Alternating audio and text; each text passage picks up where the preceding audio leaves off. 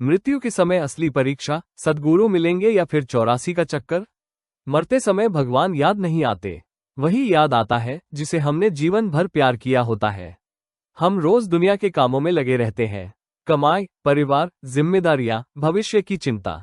लेकिन एक सच्चाई सबके लिए पक्की है, एक दिन ये शरीर छूट जाएगा और उस समय ना परिवार साथ जाएगा, ना पैसा, ना नाम, ना पहचान, सिर्फ आत्मा और उसकी कमाई साथ जाएगी। सवाल है, हम क्या कमा रहे हैं? जब आत्मा शरीर छोड़ती है तब क्या होता है? संत कहते हैं, मृत्यु कोई अंत नहीं, ये सिर्फ कपड़े बदलने जैसा है। लेकिन उस पल आत्मा बहुत कमजोर होती है, जैसे नींद से अचानक जगाया गया बच्चा या अंधेरे में खड़ा कोई अकेला इंसान। उसे समझ नहीं आता किधर जाए। उसी समय दो शक्तियां काम करती हैं, एक तरफ सद्गुरु का प्रकाश, खिंचाव, प्यार, दूसरी तरफ काल, कर्म और मोह का बोझ, जिसका वजन ज्यादा होगा, आत्मा उसी तरफ झुक जाएगी। नाम की कमाई कैसे काम आती है? नाम की कमाई कोई दिखावा नहीं है, ये अंदर का रिश्ता है। जब हम रोज सिमरन करते हैं, भजन करते हैं, तीसरे तिल पर ध्यान लगाते हैं, गुरु को याद करते हैं, तो धीरे धीरे अंदर एक पहचान बनती है। फिर गुरु बाहर नहीं रहते, अंदर बस जाते हैं। तब मृत्यु के समय ढूंढना नहीं पड़ता, आत्मा खुद कहती है, ये मेरे अपने हैं। जैसे बच्चा भीड़ में भी अपनी माँ की गोद पहचान लेता है। असली दुश्मन कौन है? मोह। संतों ने कहा है, दुनिया बुरी नहीं है, मोह बुरा है।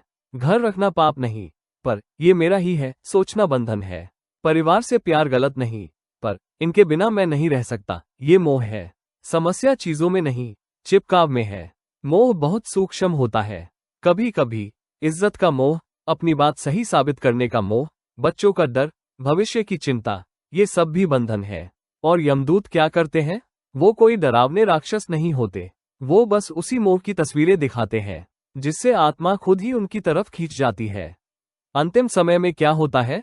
अंत समय में दिमाग काम नहीं करता, ज्ञान काम नहीं करता, किताबें काम नहीं करती, सिर्फ संस्कार काम करते हैं।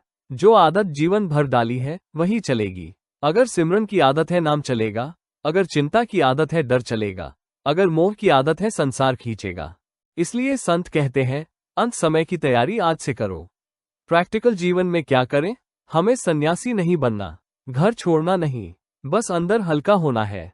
छोटी छोटी बातें, रोज सिमरन बिना नागा, 5-10 मिनट भी सही, लेकिन सच्चे दिल से हर चीज को गुरु की अमानत समझना, ज्यादा उम्मीदें कम करना, जो मिले उसमें रजा मानना, सोते जागते नाम जोड़ना। धीरे धीरे मोह ढीला पड़ता है, जबरदस्ती नहीं, गुरु की मेहर से। गहरी सच्चाई, हम खुद से बंधन नहीं काट सकते, हमारी ताकत नहीं है। हम सिर्फ मेहनत जोड़, सिमरन जोड़, अरदास कर सकते हैं। बाकी सब सद्गुरु की दया है। जब समय आए वो खुद पकड़ कर ले जाए, यही सच्ची जीत है। सोचो, अगर उस आखिरी पल आंखें बंद हो और सामने गुरु का प्रकाश हो और आत्मा मुस्कुराकर कहे, मैं आ गया, चलो घर चलते हैं, इससे बड़ी सफलता कोई नहीं। बाकी सब यहीं रह जाना है।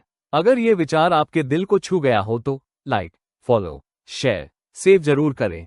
सवाल, आपको क्या लगता है, आपके जीवन में सबसे बड़ा मोह कौन सा है जिसे छोड़ना सबसे मुश्किल लगता है?